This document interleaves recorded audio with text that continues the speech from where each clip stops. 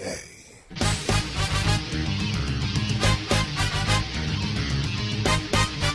And now, ladies and gentlemen, it's time for the greatest real estate investment show ever. Here's the flip-flop investor himself, Todd Bayer. Hey everyone, welcome to the Flip-Flop Investor Show. I am your host, Todd Bayer, the Flip-Flop Investor himself, coming to you from our new studio that is a work in progress.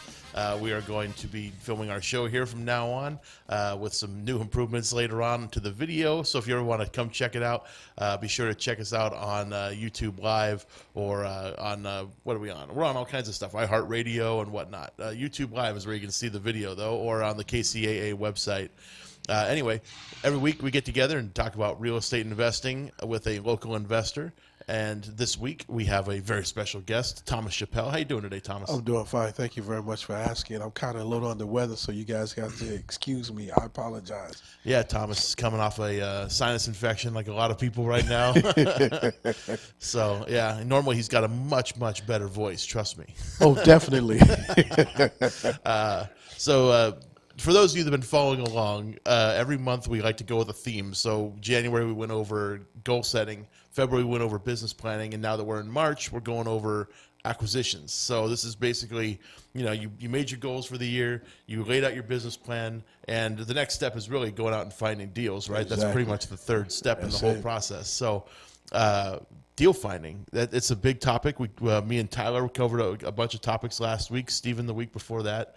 And then now we got Thomas, who's the guy that finds the deals. I mean, you run acquisitions, for CRG, basically. You're the one that brings in all the deals. I don't know if anybody else is bringing any deals in right now. So, we're going to dig deep into your deepest secrets about finding these deals, and I'm sure we're going to learn some good stuff. So we should just jump right in. We were just talking about this deal that we did in Hemet. Correct. This is a deal which I think is probably about the ugliest deal we've ever bought. Probably needs the most work. Like going into this place, it's got an uneven foundation. There are rooms added in this place that are completely just falling apart. I don't think I've ever seen so many cobwebs in a house before. This place is bad. So how did you find that deal? I found a deal. I used to deal with a guy named Val Falcon. Okay. And he had his own dog bird club. Oh, bird dog, yeah. Bird dog club, if you will. And he had me on his mailing list, so he sent out a bunch of emails about different properties that he had. But some of them were not good properties and whatnot. So the guy that he worked alongside with, this guy named Patrick Ross, contacted me personally and let me know that this property was available. And so I ended up looking at the numbers and saw that they worked out fine and turned around and put an offer on that property. Yeah, so he's was he basically looking to wholesale this property? Yes, he was. I met Patrick about a couple of years ago at you guys' club. Oh, yeah? And he stopped coming because his wife took ill and whatnot. So, but I stayed in contact with him. And since I did that, he thought enough of me to contact me and say, hey, I got this property coming down the pipeline. Would you be interested in it? And I said, sure. So went on and checked everything out and saw that the numbers was great. And here we are. Yeah, so you basically put this property under contract with Patrick, or was it with Val? It was both, Val Okay. and Patrick, yes. So then, so you put it under contract, and then we closed the deal, and now we're working on the rehab. I know we had a lot of trash to clean out of this place. Tremendous, because it was a total tear down. It was a burnt up property. We never got a chance to get on the inside. We had the pictures of the outside with all the debris and whatnot, but we was waiting on the fire marshals to give us a thumbs up to be able to go in. So we finally were able to go in and check it out and see that it is just, wow. It's bad. Yeah, it's bad. I guess at some point we'll be finishing this project. We'll post it up there for people to see. Oh, yes, definitely. The before and after effect, if you will. Yeah. Oh, man. It's going to be night and day with this one. And I know our rehab budget on it's pretty high, too. I think we're spending like $100,000 on it or something. 115. Like yeah. Whew. Yeah. Yeah, it's a big one. You could practically rebuild a home for that price. Exactly. Yeah. And the nice thing about it, it's in a nice, loving area, and it's got a pool too. So yeah, it will bring the resale value up tremendously. Yeah, it's on a good street, yes. Out in Hemet, and it's good spot. So it's got a lot going for it. That's for sure. Okay, so you found that one through a wholesaler, which we talked about a little bit last week, but what we didn't really go into was like how to cultivate these wholesaler deals, and then how to like give a wholesaler an idea of what you're looking for. Well, basically, the first and most thing you need to do is build a relationship. And then once you build that relationship, then you can understand and tweak what it is that you want from them and what they want from you. Because most wholesalers, all they looking at is trying to get paid. Yeah. They want to make sure that they get enough out the wholesale deal, but you got to explain to them that you will definitely get paid, but the numbers got to work out. Right. And you got to find things that's definitely at a discount and not retail. Sure. Because most of them are just looking for retail, say, okay, here's a deal, and it doesn't work out. So once you build that relationship and then you guys sit there and have that report, now you can start structuring the kind of deals you're looking for so they know what to go after. Yeah, and I think I've found that wholesalers just don't understand how investors actually purchase properties, and they don't know how to put together the numbers properly. Exactly. You know, like I know I've looked at tons of wholesaler deals, and very rarely are they actually good. You know, they're always asking for too much.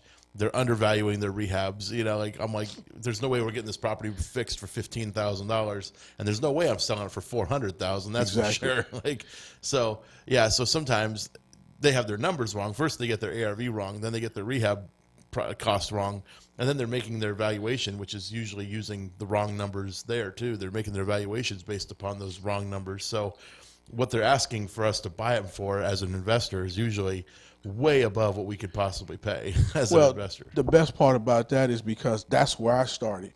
And I end up doing the same thing, looking at, okay, I want to get paid, and really never understood the structure until one day I heard Bruce Norris speak. And when he spoke and said, number one, if you're into this business just looking for money, you might as well get out because, you know, you'll always find money. You need to find a good deal. So I had to restructure everything and look at it.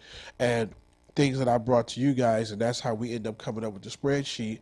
And the spreadsheet's been a godsend for us, you know, because now you can actually know what the numbers are, know what you're putting into it, and knowing what you're going to get out of it as far as whether you do a JV or if you do a wholesale deal. You're talking about the spreadsheet you can find if you go to crg.email, right? Exactly. Yeah, so www.crg.email. That's a web domain. Exactly. Apparently, we're not using .coms anymore. I don't know, but yeah. Everybody want to be kind of unique at it and everything. Yeah. Or no, what is it? No, it's not. Is it? Yeah, it's crg.email. That is it. Yeah, I'm forgetting our own stuff. You know, I don't know. But yeah, I guess if anybody out there is interested in becoming a real estate investor, go to crg.email and download the. Actually, well, you don't download anything. You get a big old email from us called Let's Get Started, and it has like a bunch of stuff in there. It has like a way to find deal, 40 plus ways to find a deal. Presentation. It's got that deal spreadsheet in there. There's a rehab estimator, or at least a way for you to walk through. It's kind of like a checklist, bunch of different stuff in that email. So it's free. We don't spam anybody. We just give it away for free because this is just information that everybody should know. Exactly. I guess we kind of want to create a I don't know, like a standard practice in the industry where wholesalers know what an investor needs to buy it at. Because I know there's some organizations out there. You hear about some of these acquisitions companies that that are around, and they find deals, so to speak, but they're not really deals to most investors unless you have cash. If you actually have cash to buy a deal, you could maybe make one of their deals kind of work at a lower margin. You know, we found that could potentially work out, but most investors don't operate on a solid cash only basis, right? You know, except for like the people that just happen to have a lot of cash and do maybe three or so deals a year. You know, those people can sometimes make them work. But for the institutionalized kind of investors that do multiple deals a year, like us, we're doing well over the average amount of deals people do a year. They don't work for us because we use investor money. We use other money from lenders, stuff like that, to be able to close our stuff. So yeah, we have to pay interest on that money. We can't just make the margin. So yeah, that's what's hard about working with wholesalers, I've found. Exactly, it is. Same thing when you deal with agents and whatnot. Agents really don't understand. A lot of agents do say they have worked with a lot of investors and they truly don't know. So they'll bring you a deal saying, okay, all you need to do is pay 20, 30,000 in rehab, and then we can resell it for this amount. But then once you get into it and you evaluate, reassess the property, you realize, hey, the rehab's going to be a little bit more than what they say. Now they upset because they're looking at their commission base as well. Yeah. And they're like, well, I'm tired of writing offers and we're not getting anything out of it. You always lowballing. Well, that's what an investor does. He's going to lowball because he has to put more back into the property than he's going to actually resell it for. So if the numbers don't work out, they don't work out. Yeah. And I even like to correct people in saying we don't make lowball offers, because to me a lowball offer is offering less than what you can pay. Right. For me, we're offering the best we can do as an investor. Exactly. I'm not trying to lowball anybody. I'm just trying to get in for what I know I have to pay, because if I pay any more than that, I'm not going to make enough money to make it worth my time and effort. But if I offer any less, then then I'm lowballing. Exactly. So, but another thing too is when you're working with an agent that says they've worked with investors, you should ask them how many times they've worked with the investor multiple times. Because if they sell one investor one deal, they were probably working with a new person that doesn't know what they're doing. Exactly. And maybe that person didn't even make money, so they didn't go back to that agent. Instead, you got to call the agents that work with investors frequently, because they clearly know the model much better.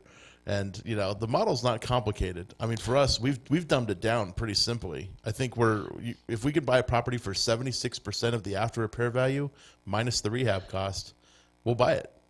That's our formula. Well, your taxes and your formula works perfectly because you guys pretty much took me up under your wing, so to speak, and taught me the business and whatnot. And my strategy now is that because I am from out of state, hey, I'm new in town. I'm new to California. I'm new to California market. I'm just trying to get acclimated. What, and then also I say, well, if you were buying this property, would you want to spend your money on this property or not? And if you come to me and say, no, this is not the kind of money I'm going to spend on a property, then this might not be the deal. Sure. Let's find something else. Yeah. That knowing that you're taking your hard-earned money and you're investing into something that you're going to get in return in the long run. So that's the way I come with it now. Yeah. And, I guess to the same point, when you're looking to sell the property, some people with their after repair values, the way they calculate it, they don't consider who the end buyer is going to be. Exactly. Who's going to buy the house from us, and what are they looking for? Because in some neighborhoods, you need to put in all the upgraded fixtures and things like that. You got to have the quartz countertops and all the the upgraded lighting and recessed lighting everywhere. Some neighborhoods you don't need all that stuff. It just needs to work. The house just needs to function and not have any problems by the time we are done with it. And some houses you just need the roof to be there. But yeah, and then sometimes not just looking at the buyer, but you have to look at what's also available on the market. So if you see all the different properties that are currently for sale in a certain area, and you're the buyer, if you put yourself in the buyer's mindset and you say, all right, there's 10 other houses for sale in this area. They're all 3-bedroom, 2-bathroom houses, and they're all around the same price range. Let's just say they're all around $300,000 or something like that. Which one do I want to buy? It's going to be the one that has the nicest fixtures, the nicest amenities, things like that. Exactly. So, if your house has the least amount of features, and it's the ugliest house on the street, why would any buyer want to pay the same price they would for the one with, that has all the hardscaping, the landscaping, they got the lights that shine up the tree and all that stuff. Exactly. Exactly. That's the house they're going to want to buy. That's the 10 in the neighborhood, right? Exactly. As opposed to, ours, which is a 6 or something. And I think generally when we're done with our rehabs, we try to be around the 8 or the 9 of the neighborhood is about where we like to be. So we like to make them nice so that we can get top dollar. Exactly. On the backside. But, that's not everybody. There's some investors out there, you've probably seen some of them, that they just put lipstick on a pig basically and call it a rehab, and they try to get top dollar, and sometimes they do, which is it's just kind of a sign of the market going crazy or starting to go crazy. And it's funny because you see some that do it and you see some that they put out there and it stays on the market to where they end up saying, okay, I got to get my money back, and they end up trying to resell it.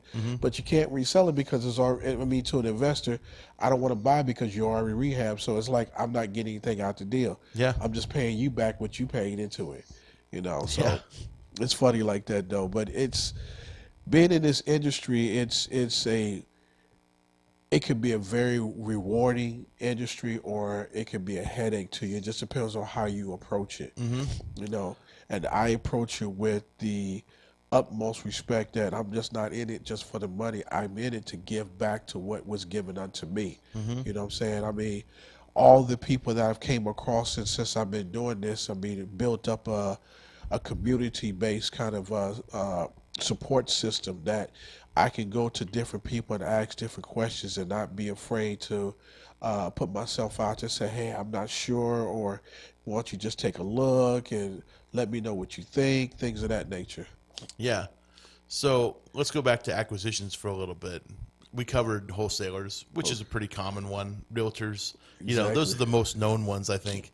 But you use some other methods too. I use a bunch. I use Craigslist. Let's talk about Craigslist for a second. Okay. So on Craigslist, I mean, I know a lot of people that have done it too, because it's sort of like a, you know, it's a classified, right? It's like the classifieds of the newspaper. So people used to use the classified sections. Exactly. and things like the Penny Saver or the Press Enterprise or, you know, whatever newspaper, the LA Times, I don't know, Orange County Register. People used to look at the classified section, but nobody gets the paper anymore. So Craigslist is the online version of it. Right. And what do? You go to the properties for sale section? I go to the real estate properties for sale, and I just peruse it. I just see what's out there. A lot of them are sell by owners. Okay. You know, that's 50%. Then you have 50% that's agents and brokers and whatnot. And you do kind of come across some good deals on Craigslist. Sure. You know, it's just one of those gambles that you take, and it's a gamble in doing this anyway. You know, the first thing you need to know is, what is a deal?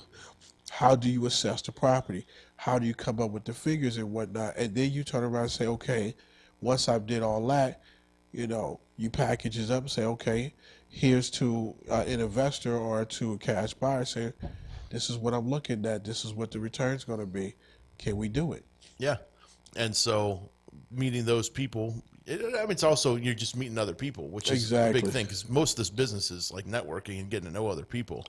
So if you're letting these people know on Craigslist that you're a buyer, you know, it's just another avenue for deals to come into you. You know, and some people rely on things like Craigslist only. They don't rely on other stuff, right? So that's true. And see, I put an advertisement on Craigslist too, where I say, hey, I'm a buyer. I'm looking to find properties that I can buy. This is what I'm looking for, blah, blah, blah. And then I get responses sometimes. Yeah. You know, sometimes I do, sometimes I don't. It's almost like a mailer.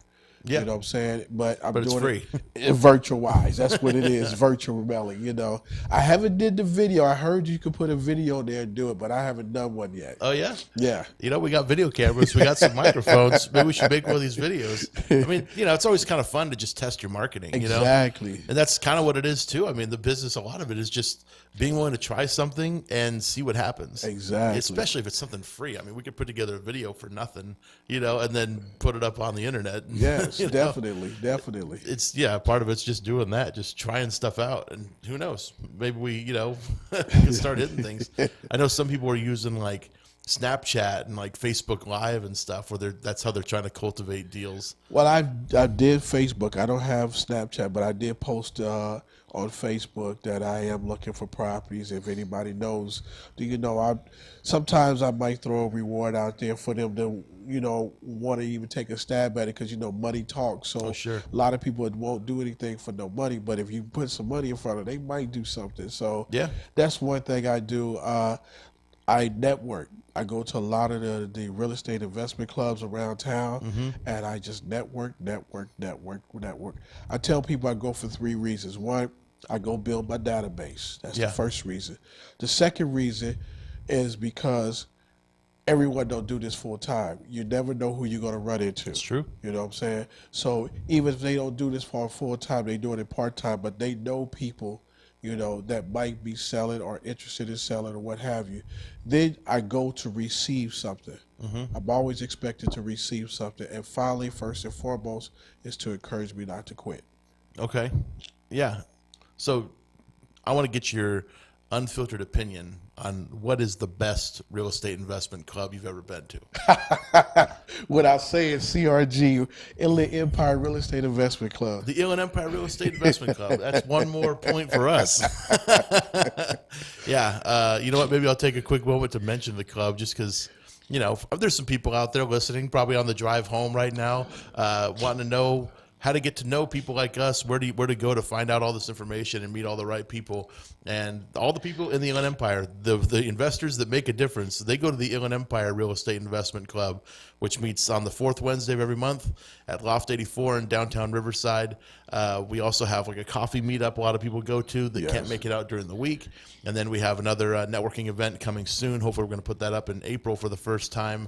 And we'll have we're going to be doing a different thing this month. We're going to be adding a panel where we're going to kind of do like a Shark Tank style. Wow. Bring your deal and we'll tear it apart in front of the crowd kind of thing. Oh, that'd be nice. So, yeah, so people, they can bring, hopefully I want a wholesaler to bring a deal and we can kind of go over it and maybe explain to them the numbers and how the math works. Oh, so that would be nice. You know, that would be nice. Hopefully, yeah, that's what we're wanting. So we're still looking for somebody to submit their deal that we can evaluate in front of the crowd. But yeah, come check it out. Go on meetup.com and look up the Inland Empire Real Estate Investment Club. You can come out and meet Thomas, meet myself. We're at every single meeting. I obviously host part of it. So I think I've only missed like one or two of every one of our events that we've done. We've done tons of events.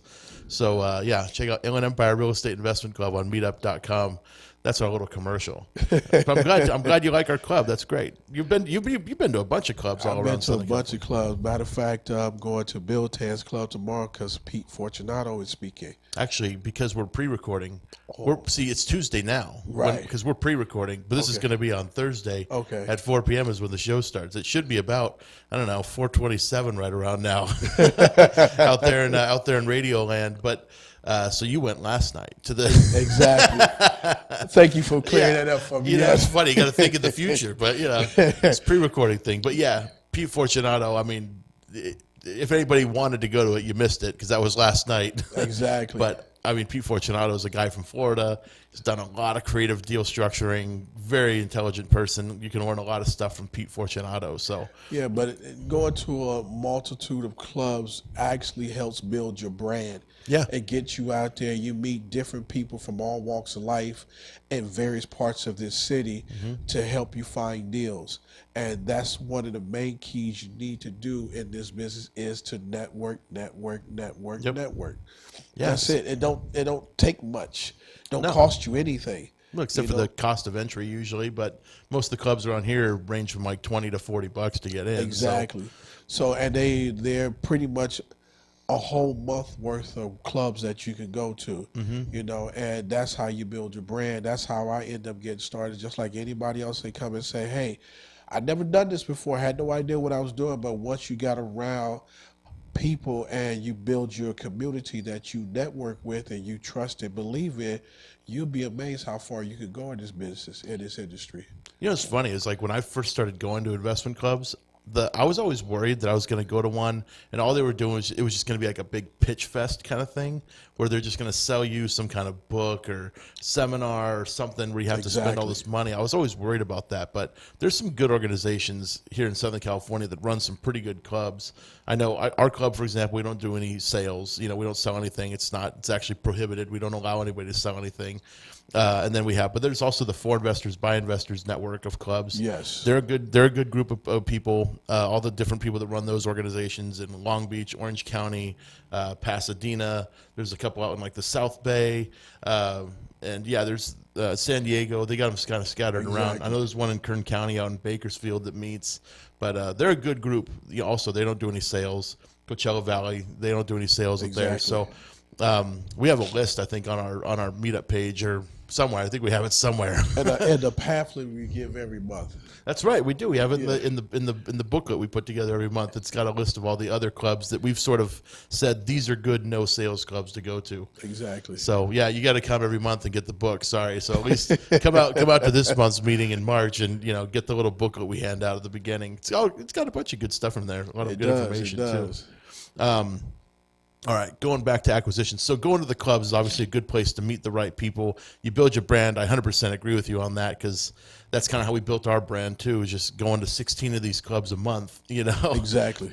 So building your brand. But, I mean, you use another method too, aside from Craigslist, to meet people. And you've kind of met through like a bankruptcy attorney, haven't you? Yes, I have. She's, wonderful, wonderful person. I met her off of Craigslist, to be exact. Oh, yeah? Didn't meet her till a year later, and we talked to build a relationship and whatnot. She was one of the properties that she had listed, and I ended up wholesaling that property out. Yeah. Yes, I did. And a year later, we finally met, but she used to work for the bankruptcy court. Matter of fact, she was so good that she was telling judges what they should do and shouldn't do on a lot of the cases and whatnot. So, and she came to me with a property that was in Phelan, that it was a short sale, and it was on it was a 3-2 mobile home on permanent foundation. Okay. And it was on 5 acres of land. Wow. And the woman owed it $165 on the property, and I bought it for $110. Okay. So it's a short sale. Obviously, she sold it for less than what she owes. Exactly. And then you wholesaled it off to somebody. Yes. What'd they buy it for? Bought it for $110. Okay, so you sold it. How much? But so you got it under contract at 110, or you got it under contract for less? Got it under contract for the $110. And then, but you wholesaled it. So did you not make any money in the wholesale? Oh yeah, I made money in wholesale, but I'm not gonna talk about that one. Oh, you don't want to talk about the fee? Oh, I guess I was trying to get some people out there excited about how much money. But you know what? I mean, I don't know if you think. Do you think wholesaling is better than flipping, or what's your opinion right now? My opinion is they're both equal. Okay. Wholesale is no different from flipping. Flipping is no different from wholesale. The only difference in between the two is that you're doing the upside on the fixture of the property once you bought it. Mm-hmm. You know what I'm saying? Versus getting your money up front after you bought it. Yeah. So you're looking at making money on the purchase versus making money on the sale. Exactly. So the only thing you're looking at is the time between how long it would take to actually rehab the property and then put it back on the market and get it resold. But being a flipper or being a wholesaler, it's both the same to me. Yeah. You know, most people might look at it different because it's more detail on the rehab side than it is on the flip side. Flip side, you get more detail versus the wholesale. You get in and you get out, and you don't see what happens to the property if you're not interested. But it's imperative that you do both sides, because now you get a better understanding what to expect on the other side. Mm-hmm. If you decide to go that route, especially with a contractor. The contractor is the key. Oh, absolutely. Without a contractor, you have no deal. And you got to make sure that you're going to have a good contractor that's not going to milk the clock, that his guys are going to show up on time, that you budget correctly. Not only that you budget correctly, that you also turn around and finish at the time that's allotted. Yeah.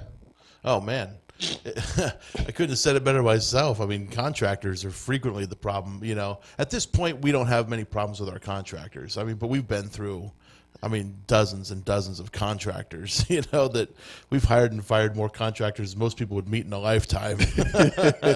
You know, because, yeah, it's the same thing. I mean, there's got to be a work ethic there, you know, and I can't tell you how many times I've had to meet a contractor at a property, and we agree to meet there at like 10 o'clock, and they don't show up. And I'm like, really? This is how we're going to start a relationship? You know, like, you're just not going to come, not tell me you're late, you know? Exactly. Call me. You got my cell phone. I mean, you know, I don't get it. I don't understand. They just don't have that business side of them a lot of times. You know, they might know what they're doing as a contractor, but they don't have that customer service or, you know, business like mindset to definitely pull it off. So, yeah, and that creates problems down the road, because usually if they don't know anything about business, then they also have problems with invoicing. You know, they like forget that you paid them for stuff, you know, and you have to do their bookkeeping for them practically, Exactly. you know, and it's like, it just creates headaches down the road. So, yeah, we tend to like to work with more established contractors that have a little bit better, you know, understanding of business practices. You know, it's just made it easier for us. They might cost a little more than your average guy that's, you know, just getting started, but you know, it ends up making you money more down the road, because you're not paying for all those you know, mistakes they're going to make and all that stuff, having to redo things twice. but yeah, as you become a better wholesaler, knowing what a flip is actually like. Exactly. You know, I agree with that. I don't personally agree in wholesaling all that much. I think wholesaling's half of it, and you're just leaving money on the table. But you know, some people they would rather do that. They would rather just focus on acquisitions because rehabs don't excite them. Exactly. So I get it. You know, for me, I kind of like the rehab part of it. I do. Like I said, when I started this business, I started it as a wholesaler because I really didn't know what I was doing. And I said I needed to get my feet wet because in order for me to become a flipper, I had to get my feet wet, find me a decent contractor, and that's the hardest thing to do. You can have a sweet deal, but if you don't have a contract, you might as well cancel Christmas. You know, because it's not going to happen. You see a lot of these programs on TV, and they give you the romantic side of the struggle, and they tell you, okay, I'd have made $195,000, but they don't tell you where that money's allocated, so they really bring it home between 25 and 50K, and then you're thinking, oh, I'm going to be rich real quick. No. Yeah. Can't do it if you don't have a decent contractor, because the one thing you do when you do, especially being a wholesaler, you have no idea about the plumbing, the electrical, the structure of the property, or the supporting beams if they've rotted out or anything like that. You learn those things from a contractor, because a contractor can go in there and look at a facility and say, okay, you might could be able to feel the foundation if it's slid to the left or the right, but as far as seeing any other in-depth things that go on behind the scenes, you wouldn't know. Yeah. Yeah, and that's, you know, you you watch the programs on TV, and yeah, it shows them make all this money, but they don't account for other things like even escrow costs, you know, like paying realtor commissions, stuff like that. Exactly. I'm like, I've watched some of those shows. I'm like, okay, so they probably lost at least $15,000 on this deal. You know, like watching some, I'm like, wow, they didn't account for anything in here. No, my favorite one is, I didn't mean to cut you off. No, go for it. My favorite one is the one in Vegas, the Vegas couple. Oh, yeah. I love them. They are hilarious. You know. Yeah.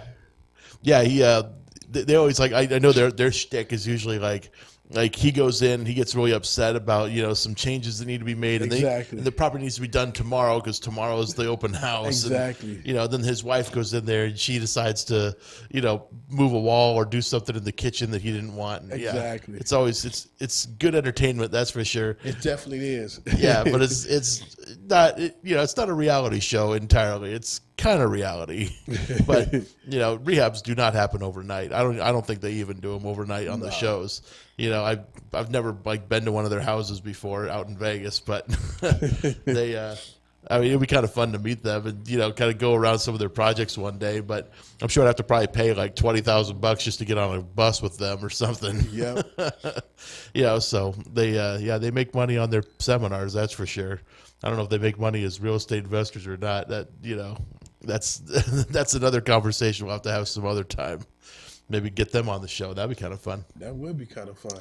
We'll reach out to their people. Well, all of my people reach out to their people, and you know. So you've done some bankruptcy attorney stuff. What else have you done, like acquisition wise? Basically, I door knock. Oh yeah, door knocking. Use Property Radar, get the information, door knock. Have you used like findsellers.com, anything like that? I haven't yet. Okay, or Namo? Yeah, I haven't yet. I'm getting into that. But, you know, I just use the Property Radar, start door knocking. Sometimes it's beneficial, sometimes it's not, because, you know, it depends on the person that you're speaking with. But the one thing you want to do when you go out and door knock is you want to scavenge the neighborhood, see what it's about, and then find your Miss Kravitz. Yeah. Some old person that's been in the neighborhood for years that loves to talk like I do and will tell you everything you need to know about that neighborhood and point you to the person that wants to sell. Yeah. You know, so she's probably sitting on her porch. Exactly. When you're walking down the street. So that's what I do. And not only that, you know, I do a lot of calls. I call agents. I call individuals that I think that aren't going to sell, or if they know anybody that's willing to sell. Like I said, I meet a lot of people at clubs. I pass cards around. I just network. That's basically it. Yeah. Yeah, networking is a big deal. I mean, I know, like in my neighborhood, I have an HOA, like, and the homeowners association president is our neighborhood Mrs. Kravitz. You know, she knows everybody in the whole neighborhood, and then, you know, she knows who's late on their HOA dues. She knows everything going on in the whole neighborhood. So, you know, she's the person you want to get to know in my neighborhood. Exactly. Because, yeah, she can point you in the right direction. She knows how to get a hold of everybody, which is a big deal because sometimes there might be a renter in a property or something like that. Or maybe they're renting it to an old, like a, you know, nephew or their own kid or something, and, you know, they're not paying their HOA dues, they're not paying their taxes, they're not paying anything or paying no mortgage. I don't know. So it's good to sometimes get in touch with her because she can get you in touch with who the actual owner is. True. And that's always a tough thing, is finding who the owners are to start the conversation with them. True. You know, do you ever use any like skip tracing services, anything like that? No, I haven't yet, because basically what I do is I go to the county records, Okay. and try to pull it up that way. I also drive around the neighborhood, look at abandoned properties and see if I can get information on that, send out letters to that particular address and see if I get a response back. Mm-hmm. So I do all kind of different things like that. Yeah. So are you ever go to like the and pull like red tags from the city, or like look at city liens? You ever pull those kinds of things? I have not yet. Basically, what I would do is I would call the city tax assessor's office and see if I can get information that way. Okay, so the tax assessor, you're looking for people that are defaulting on their taxes? Exactly. Okay. Yeah, and in California, obviously, people have 5 years to default on their taxes. Exactly. So if you don't pay your, you know, what is it, 2018 now? So if you didn't pay your 2013 property taxes, your house is going to go up to sale.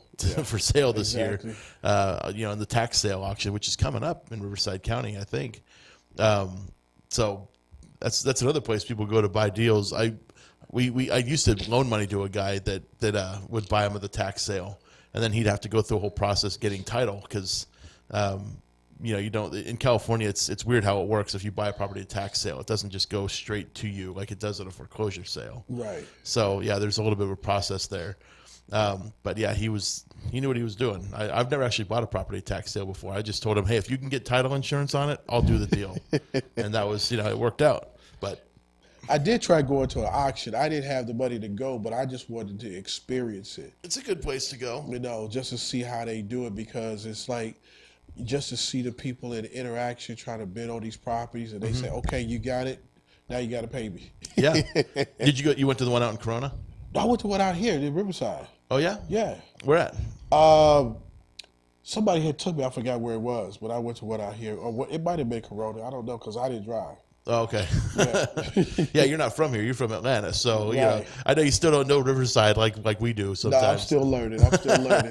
Becoming a fast learner, though. Yeah, it's true. Yeah, you know your way around a little bit. Yeah, You just make a your little way bit. all the way out to Hemet. You've gone out to San Bernardino. I mean, San Bernardino is my friend.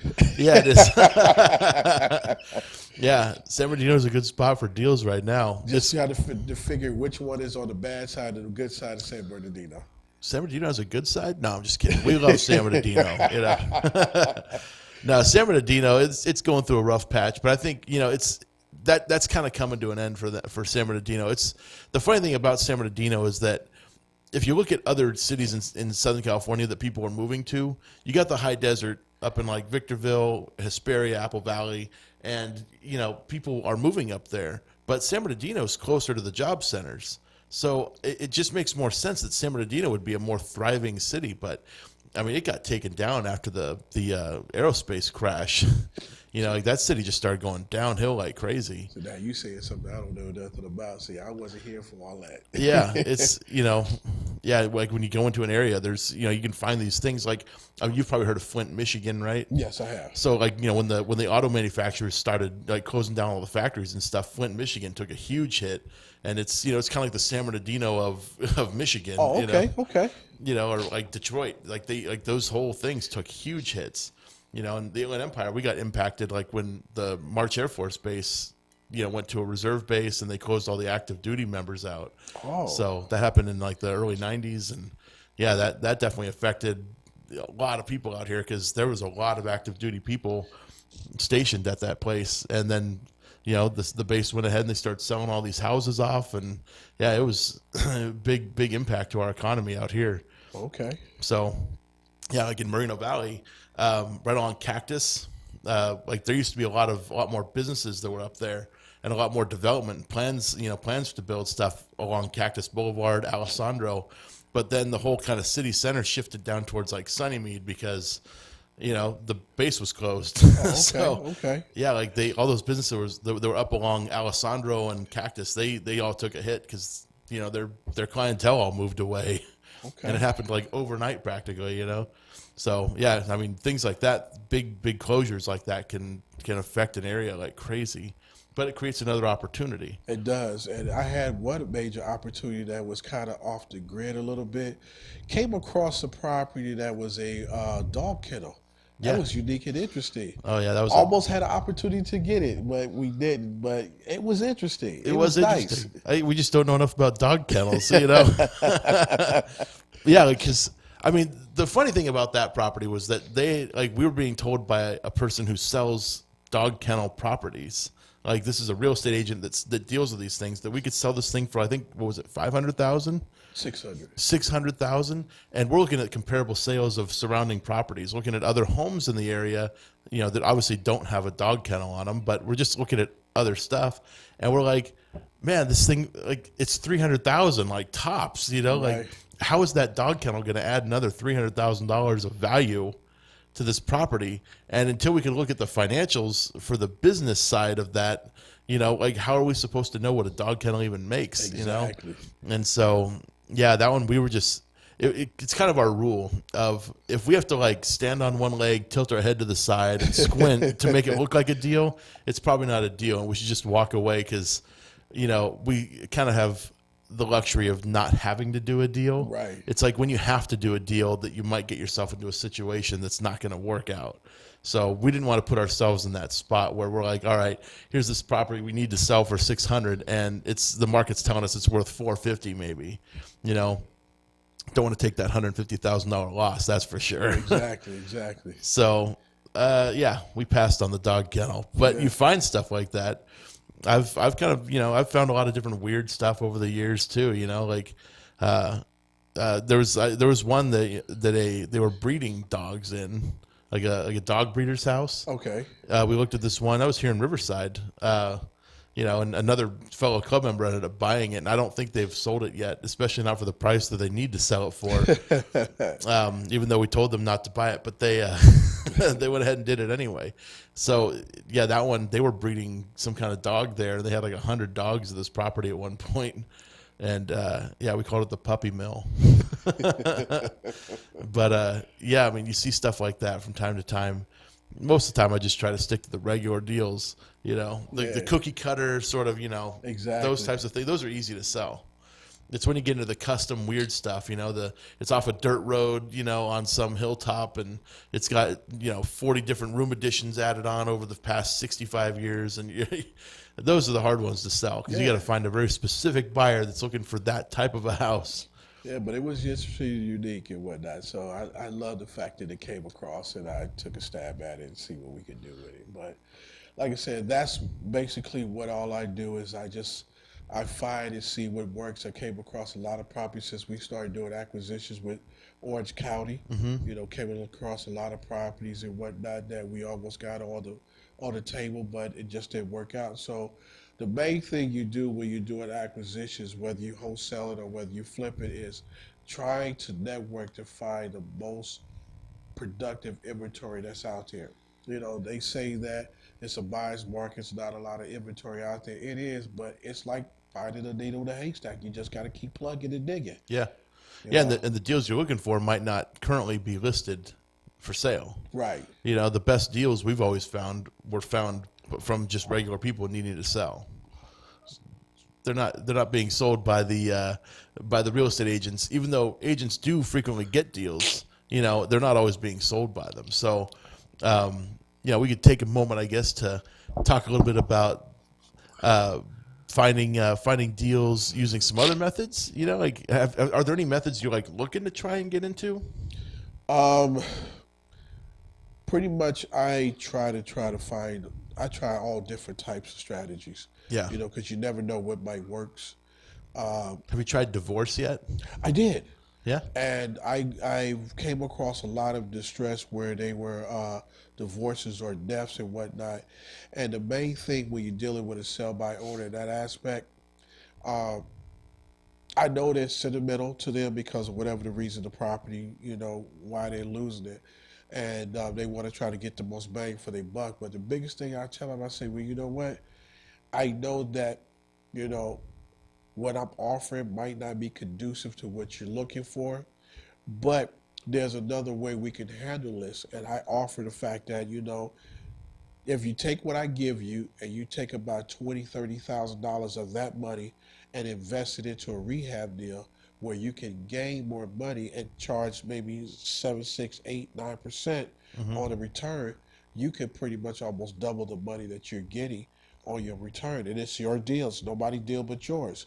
And a lot of people say, yeah, I can do that. I said, it's easy to do that than turn around, put it in the bank and get 1% on your return. Yeah. You know what I'm saying? And they like that. So some of them, they do go for it. Some of them, they don't go for it. But it's just another strategy that I use to say, hey, let's try this. Or, hey, have you tried all the different modifications that are out there? Don't you know that there's like several modifications? Have you heard anything on the bonds? If not, let's try to work on this. Let's try to call a bank. I'm here to serve you. I don't want anything out of it. I'm here to serve you. And then once you exhausted all the resources, then you could probably go in there and throw, hey, well, if I give you 8,000 to relocate, would you mind taking that and let me get the property from there? So it's all different types of strategies you can use to try to get a property. You just don't go in there and try to rake somebody's property from it, because I tell people, you have to put yourself in their position. Absolutely. A lot of people don't want to talk about their finances. You know what I'm saying? True. And it's especially if they're not doing so well financially. exactly. So it's hurting to them, and it feels like they're ashamed. So you have to give them a piece of yourself. You just can't go in there and talk business, business, business. You got to give them, hey, I understand. I did this in my lifetime. I did that. Now you build a rapport. And once you build that rapport, now they can feel more comfortable to open up to you. So I try all different types of strategies to work around. Absolutely. Yeah. And it's good to hear you say that, you're going to try everything else before the option is sell it to me. Exactly. Because, if you're just going in there trying to like buy everybody's house and you're not giving them any other options, you're not helping them at all. Obviously the last resort is for them to sell, and in a divorce situation, usually they kind of have to sell because, they got to start dividing up the assets at some point. But, but selling isn't always the best answer for everybody. For some people, they could get a loan modification, or they can, restructure their deal with their lender in some way, to reduce their principal. Sometimes they can reduce their payment, refinancing. There's a lot of different things they can do before you're going to just sell the house to get out of it. Most people don't want to move. Well, most people don't understand and see the benefit for me is that because I have been in the industry as far as working in collections.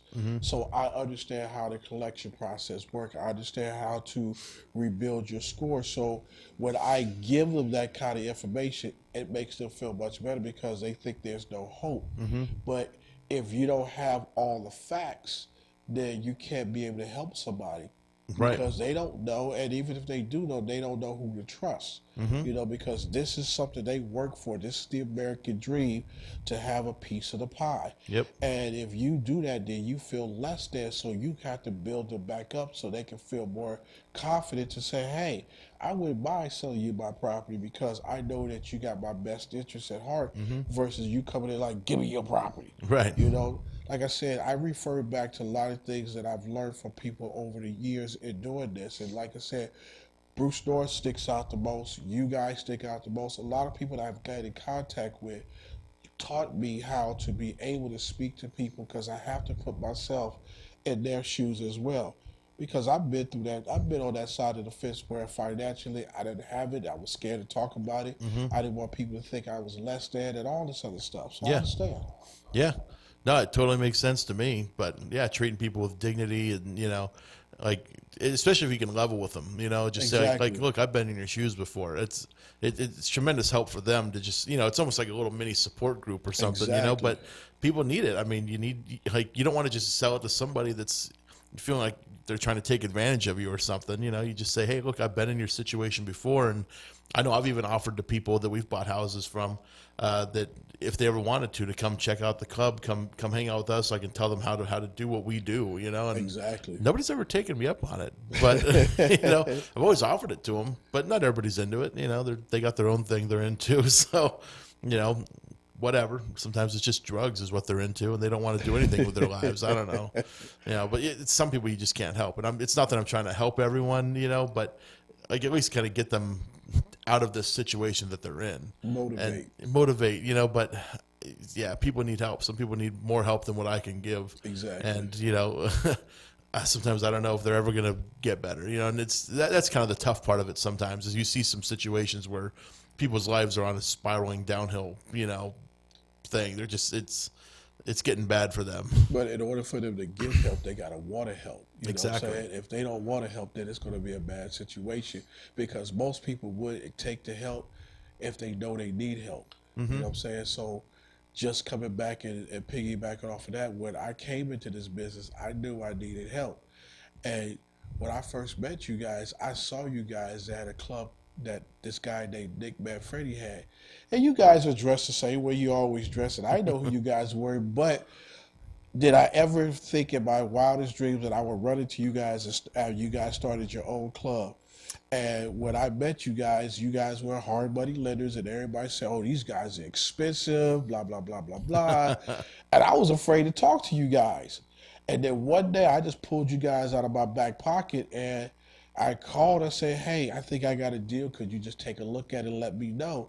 And lo and behold, you guys said, yeah. And next thing you know, here we are. Yeah. But I got out of the fear factor of not being able to speak to somebody and just network. And it worked out perfectly. Yeah. And there's, I guess in this industry, yeah, when we were doing the loan program, we were the most expensive lender in town. We know we were, but the thing is, we were also the highest leverage lender in town.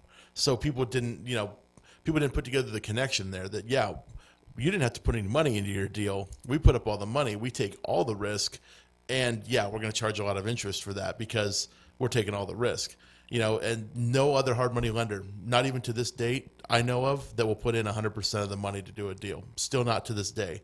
And it was a hard program for us to do because it was hard for us to bring in investor capital to keep that program funded. Right. So, that was something because it's not the norm. Everybody else has the normal thing that they offer.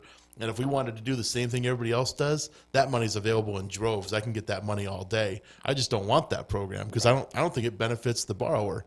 Because most borrowers come into this business, they don't have any money and they don't have any experience. So we wanted to bring money and experience to the table for them to help them along the way and get them to the point where they don't need us anymore. It's kind of a funny model where we didn't expect to keep a client around for more than maybe 3 deals at most. And yeah, for the people we did, I think, yeah, I don't think we did more than, I think we did 5 for one particular borrower, but that was it. We didn't do any more deals with them after that because they don't need us anymore. Exactly. And now they're doing the same volume that we're doing. So, that was kind of our intent. We wanted to get into that level of it. So yeah, we were expensive, but when we started the company, it was either try to offer the same program everybody else does for cheaper or offer a program nobody else does and offer it for more. Right. So we went the other route. We went high leverage on it. And it was actually a good program. It was great. Some people really want that program back. I've had people ask me, hey, man, you guys told me you were doing this program. I'm like, yeah, but that was, 4 years ago. So I'm sorry, we're not doing it anymore. Now we're flipping and having a lot of fun doing it. So we offer the JV program now for people that want to do it, which is basically the same thing as the loan program. In fact, I think we make about the same amount of money as we did on the loan program. But, we're flipping instead. And we take all the control, which is a little different than the loan program because at least with the loan program, we let them go out and make mistakes. But we found that to be costly for us sometimes if the mistakes were a little bit too expensive. So... Yeah, with the program that you guys have with the JV, you guys are doing something phenomenal that you can't find anywhere else where you're saying, okay, we put up the money, we give you the contractor, all we ask you to do is come 2, 3, 4 days out the week and just learn. Yeah. I mean, that's a sweet deal. And you get paid for it. Exactly. If nobody understands that doing the JV is that what you put is what you get out. You do 50-50, you get 50-50. If they put in 60-40, you get 40, and so forth and so on. But you guys were giving it at 100%, giving the contractor, and all you said was to come there and just learn. Yep. You can't beat that deal. So you guys, what you guys have done has been phenomenal. And like I said, you guys took a person like myself. You saw the potential that I couldn't see and said, hey, here's what you need to do. You do it. We'll work with you. If we don't, see you another day. Well, I appreciate that, Thomas. I appreciate the what is that? I can't even think of the word. Sell pitch. Yeah, there you go. But yeah, we're actually about out of time. So yeah, I want to thank you, Thomas, for coming on today, talking about acquisitions and whatnot, give everybody the best strategies on things they can do.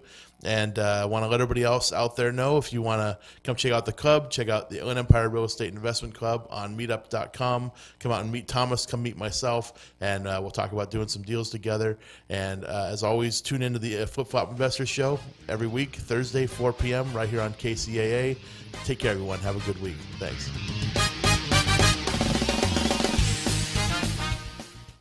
KCAA Loma Linda, 1050 AM, 106.5 FM, and now 102.